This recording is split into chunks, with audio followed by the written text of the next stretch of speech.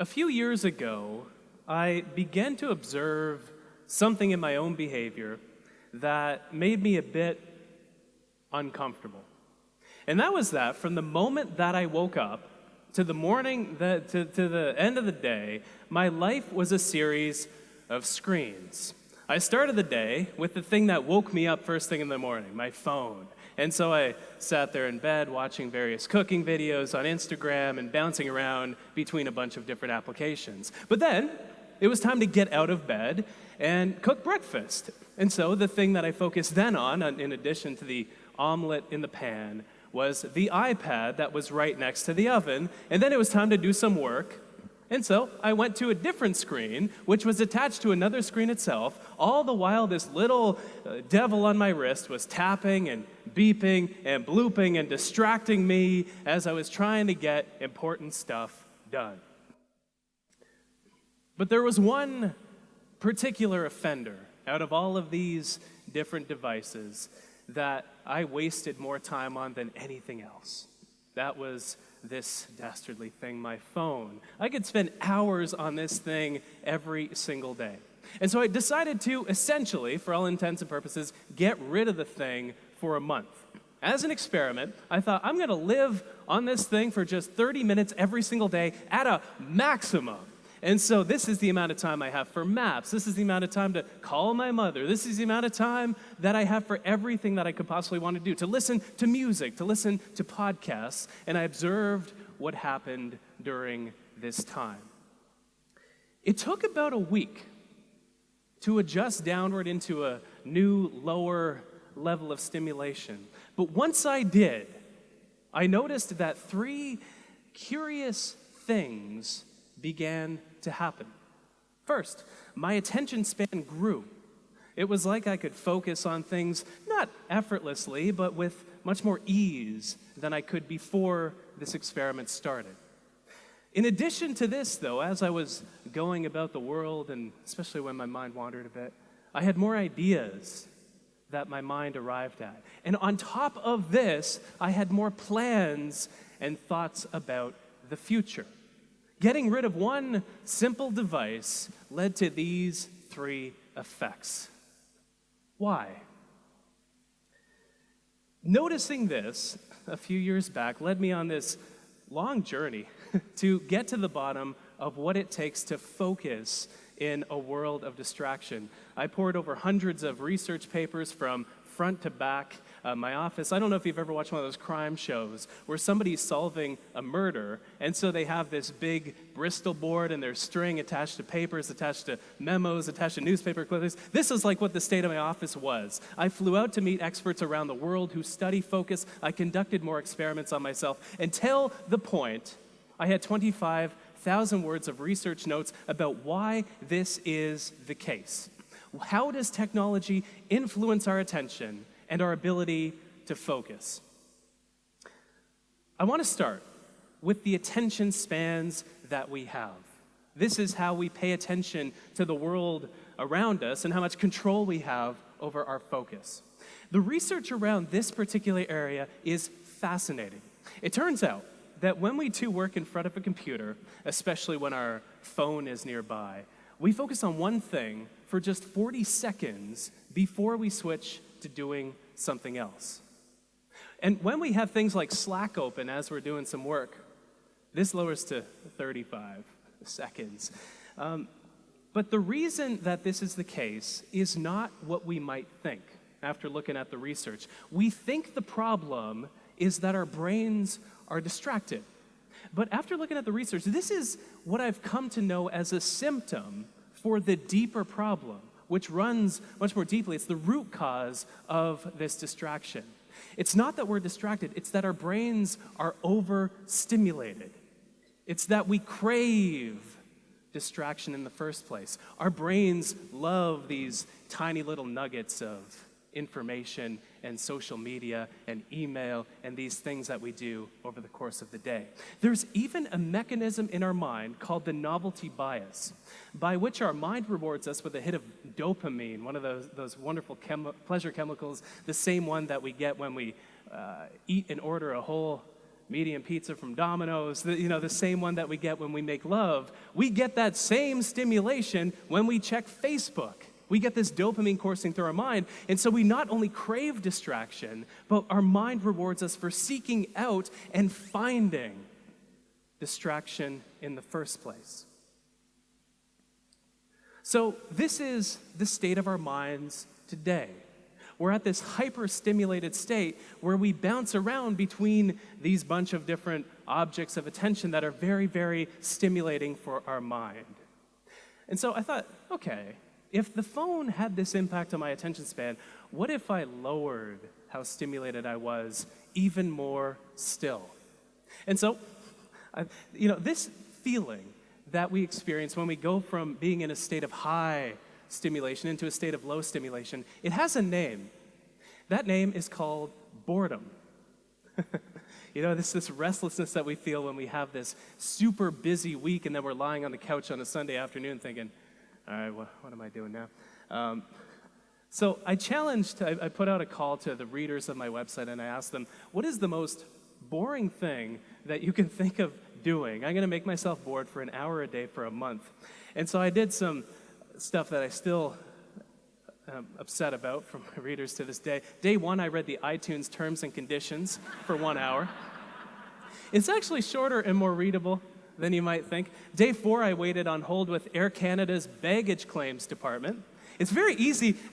This is the trick. If you want to make yourself bored, don't call the reservations department. Call the baggage claim people, because you're going to wait for hours if you ever get through it all. Day 19, I counted all the zeros that I could in the first 10,000 digits of pi.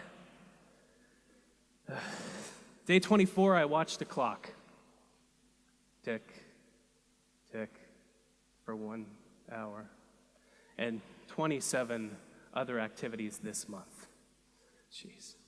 I still think back. But curiously, I noticed the exact same effects as I did during the smartphone experiment. It took about a week for my mind to adjust downward into a newer, lower level of stimulation. And this maps curiously on top of research that shows that it takes our mind about 8 days to fully calm down and rest, like when we're on vacation as an example. Our vacations need to be longer than they are today. But I also noticed that my attention span expanded. I was able to focus even more effortlessly because I wasn't surrounded by fewer distractions, but my mind was so much less stimulated that it did not seek the distraction in the first place.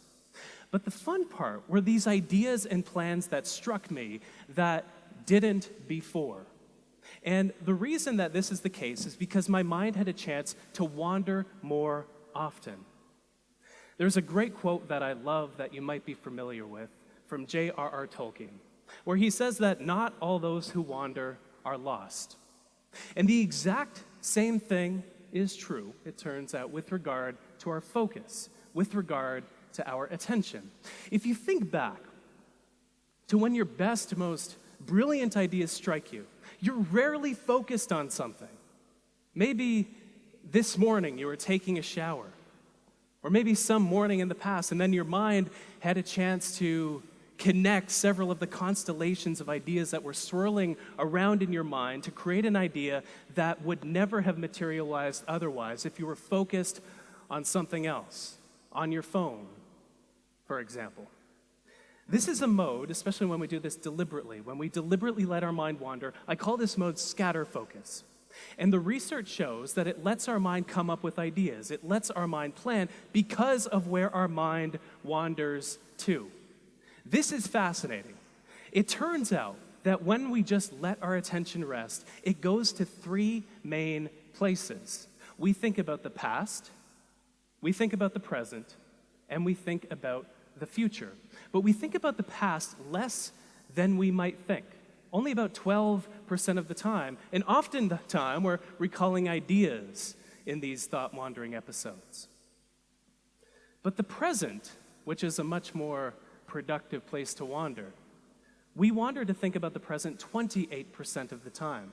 And so this is, it's something as simple as you're typing up an email, and you can't find a way to phrase something because it's very delicate, maybe it's political, you go and walk to another room, you go to another room of the house, of the office, and the solution hits you because your mind had a chance to approach it and prod at that problem from different directions.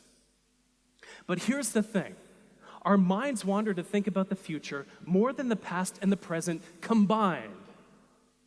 Whenever our mind is wandering, we think about the future 48% of the time. This is why when we're taking a shower, we plan out our entire day, even though it hasn't started yet. Right? This is called our mind's prospective bias, and it occurs when our mind wanders. If you're good with math, or maths, I should say, not in Canada anymore, these numbers don't add up to 100. It's because the rest of the time our mind is dull, it's blank, or it doesn't have an idea inside of it that is rooted in time. But whatever it is for you that lets your mind wander, something that's simple, something that doesn't consume your full attention. Mine happens to be something that is not necessarily stereotypic of my age and gender demographic, but I love to knit. Knitting is one of my favorite hobbies. I knit in planes, I knit on trains, I knit in hotel rooms. I was knitting in the hotel room before this event today because it helps calm you down, it helps settle your nerves. And I come up with so many ideas when I knit. I have a notepad next to me. But whatever it is for you, it might be taking that extra long shower. It might be taking a bath, upgrading your shower to a bath so you can soak not just with your body but with your ideas as well. Could be simple. If you're at work, walking from one room to another in the office. Very simple change, but if you don't use your phone during that walk, your mind will go to the meeting that you're about to attend. It'll go to the call that you were just on. It'll wander to the ideas that are circulating, and it'll make you more creative in this way. It could be something as simple as waiting in line and just, waiting in line. It could be getting a massage. Whatever it is that lets your mind, I love this picture so much. Whatever you love doing, here's a pro tip. Ask your masseuse to let you have a notepad in the session because ideas always come to you and you're always incubating things, and so capture them so you can act upon them later. But I think after doing this deep dive into the research, we need to make two fundamental shifts with regard to how we think about our attention. We think that we need to fit more in. There's all this talk about hustling. I'm an anti-hustler. I'm one of the laziest people you'll ever meet, and I think that's what gives me so many ideas to talk and write about. We don't need to fit more in. We're doing enough. We're doing too much. We're doing so much that our mind never wanders anymore. It's sad. This is when our best ideas and plans come to us. We need more space. If you look at what allows traffic to move down a highway, what allows it to move forward isn't how fast cars are moving, as you might expect. It's how much space exists between the cars that allows traffic to move forward. Our work and our life are the same way. The second shift, we like to think of distraction as the enemy of focus. It is not. It is a symptom of why we find it difficult to focus, which is the fact that our mind is overstimulated. I have a challenge for you. It's a 2-week challenge, but it's a challenge to make your mind a bit less stimulated and simply notice what happens to your attention. How many ideas do you get? How does your focus change? How many plans do you make? So for 2 weeks, make your mind less stimulated. There are so many great features on phones, on devices, that'll let us eliminate a lot of the time we waste on our devices. Use those features. Not only to become aware of how you spend your time, but how you can spend less so you have more ideas. Have a disconnection ritual every evening. One of my favorite daily rituals, I disconnect from the internet completely from 8 p.m. to 8 a.m. My fiance and I, we have a weekly disconnection ritual, a technology Sabbath every Sunday, so we can disconnect from the digital world and reconnect with the physical world, the real, actual world. Rediscover boredom. You don't have to do it for an hour. Please don't call Air Canada. It's just a world of hell. But rediscover boredom just for a few minutes. Lay on the couch, and where does your mind go? and scatter your attention, you'll find some remarkably fruitful things in that attentional zone.